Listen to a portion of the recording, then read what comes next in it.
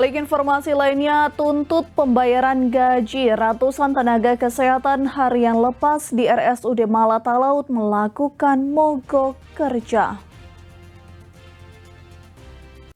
Polemik pembayaran gaji nakes yang ada di Kabupaten Talaut sepertinya tak kunjung juga selesai. Kali ini ratusan tenaga kesehatan non-PNS yang ada di RSUD Talaut menuntut pembayaran gaji. Butut belum dibayarkan gaji para tenaga kesehatan non-PNS atau tenaga harian lepas yang ada di RSUD Malatalaut sebanyak 103 tenaga kesehatan yang terdiri dari dokter, bidan, bahkan perawat non-PNS menyatakan sikap untuk mogok kerja terhitung dari 1 Desember 2023 hingga tuntutan gaji mereka dibayarkan.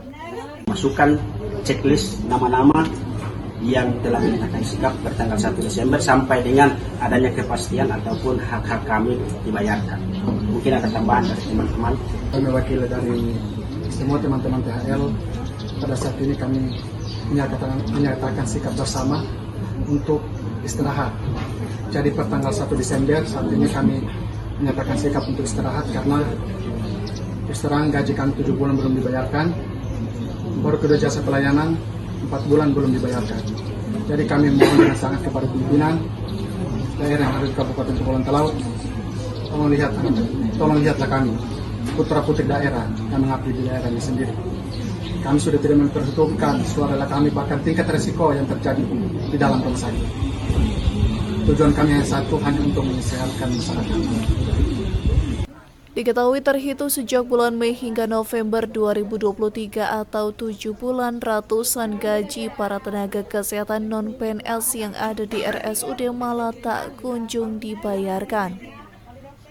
Adapun menjadi dasar tuntutan para tenaga harian lepas tersebut berdasar pada surat keputusan Bupati Kabupaten Talaut nomor 102 tahun 2023 tentang pengangkatan tenaga kesehatan non-PNS pada unit organisasi.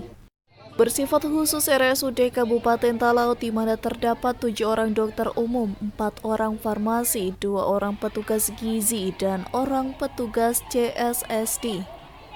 7 orang analis kesehatan, 15 orang bidan, serta 66 orang perawat.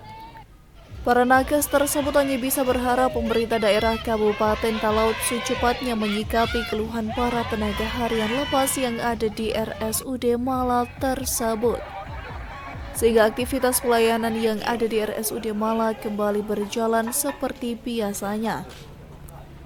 Dari Talaut, Alfred Tumanung melaporkan untuk Kawanua TV.